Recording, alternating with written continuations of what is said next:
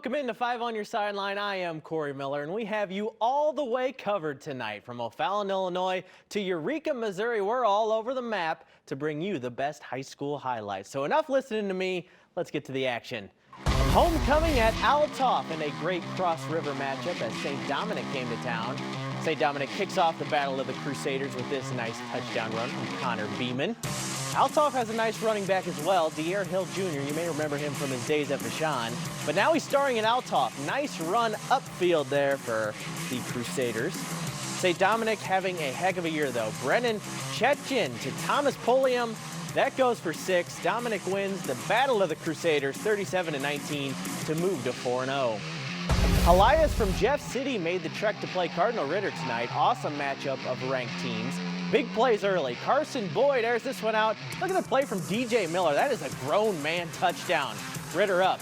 You have to see this Elias play. It goes off the targeted receiver and finds another receiver for a touchdown. That's a good one. Here was the biggest play of all, though. Malik Perkins takes this kickoff, and he has one thing on his mind. He's gone for a touchdown. Ritter stays undefeated. Crazy ending in this one. They win 30-29 nail-biter over Elias. Eureka honored first responders tonight and threw some shade at visiting Marquette at the same time. Both teams coming in 2-1 on the season. Mustangs with the ball, and Blake Sitton's going to go through the air. The Wildcat Aiden Cruz makes the pick and gets a short return. Big play there for Eureka. So was this. Casey Hobelman going to go deep, and Alan Brown III hauls it in.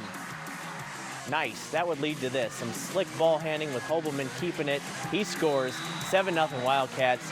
Marquette decided the way to victory was by land, and a long drive led to Justin Jackson taking it in. Marquette took control in the second half. They win 28-14. Lutheran St. Charles at St. Mary's. We're airing it out to kick things off. Andon Hyde throws it up, and it's a perfect placement for Caleb Mays to come down with it. Pretty touchdown. This game was close at the half. Later on, the Dragons start to roar. David Leonard's going to break loose.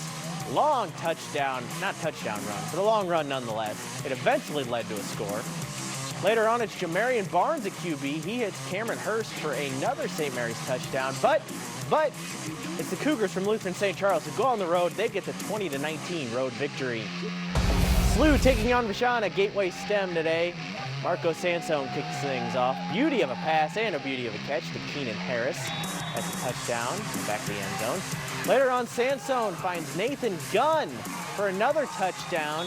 Junior Bills roll big 33-0 over Vashon. Tackle Hunger is sponsored by Neighbors Credit Union. Here you belong. This may be the most hyped game we'll see on the Illinois side of the river all season long. Edwardsville and O'Fallon. It's a Southwestern Conference matchup that has delivered great moment after great moment in recent years. The last time these two met was the Illinois 8A playoffs. Edwardsville won 43-36. These are two heavyweights with similar programs in similar towns, and tonight they'll add a new chapter to the rivalry. I mean, it's a conference game, right? I like to think we're kind of similar in school and town. It's kind of a rivalry now. I mean, they broke a winning streak my sophomore year. You know, a couple of years ago, we lost because we missed a field goal, you know, and it's going to come down to something like that. Edwardsville was out to make sure this year's game did not come down to something like that. Great play from O'Fallon first. Look at this catch from Cortez Rupert. Almost goes horizontal to make that one. It was all Tigers tonight, though, folks. Craziest play right here. Edwardsville blocked the field goal. The ball's bouncing around, so Jaden Cole says, I'll take that, and I'll take it to the house. Man, that's a touchdown. Tigers driving later. Jake Curry, who you heard from, to Joey DeMar. That gets them close. They punch it in after that big game. Edwardsville wins big time over rival O'Fallon tonight, 47-14.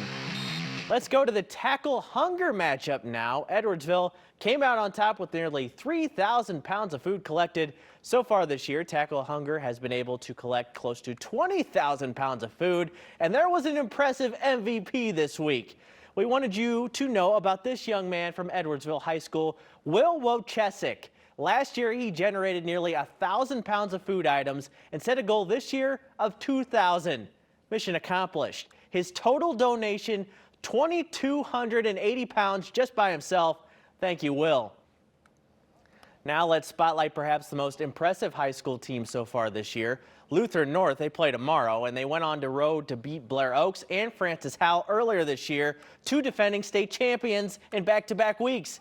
Nobody's done that. The Crusaders last won a state title in 2019 and are not shy about their goals this year.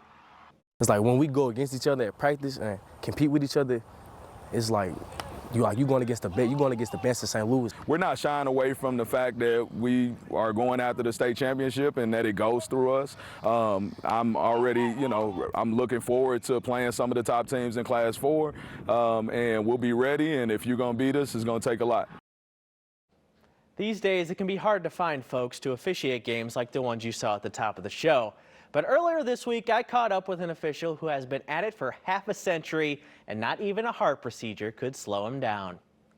We start at 6:30. I get here at 6 to take care of the fields and everything. On slow pitch softball nights in Edwardsville, Alton's Gary White is the most popular man in town. How you doing, Gary? Hey, how you doing? Oh, pretty good. Has to hit this mat to be a strike, unless they swing at it. At 86 years old with more than 50 years of umpiring and officiating under his belt, Gary has more than earned his popularity.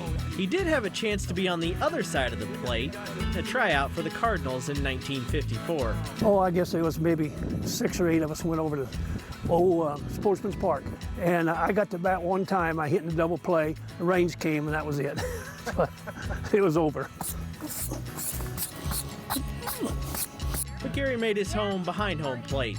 And when he's back there, players know they better be on their best behavior. Out! Oh, the whole side's out! And most of them know me, so they don't go too far. One of the other guys will say, "Hey, you better watch what you're saying." you know he's umpire. It turns out even a heart procedure couldn't slow Gary down, thanks to some help from SLU and St. Anthony's hospitals. Superman. About time you're back. Doing all right? Yeah. Gave me a new the aorta valve, replaced my aorta valve in my heart, and then I had to have a pacemaker, which I've got right here. And there's no doubt Gary's heart for the game is as strong as ever. Okay, ball's in. If my health stays, I'll probably be at her next year. I'm looking forward to it anyway. I'm gonna keep coming back as long as you keep coming back.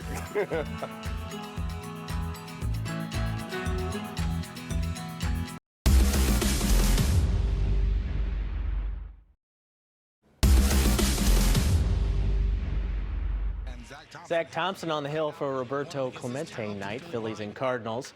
Zach Castellanos greets Zach with a towering shot into the bullpen.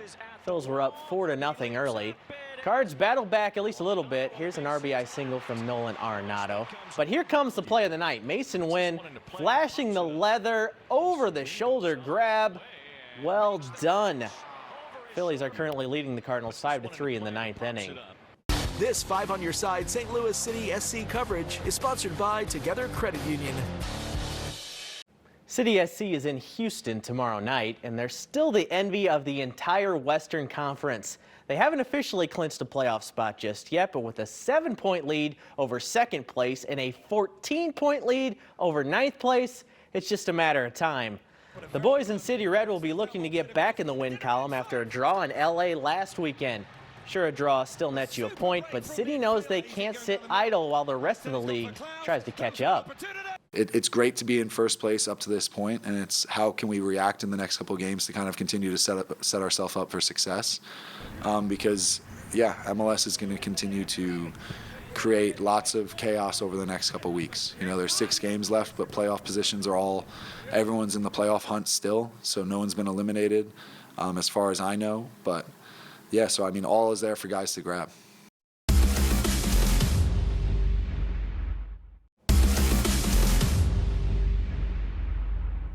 Now, week 3 is awful early to label a game make or break. But tomorrow in Columbia, the Missouri Tigers host Kansas State, and a win could spark a strong run into SEC play.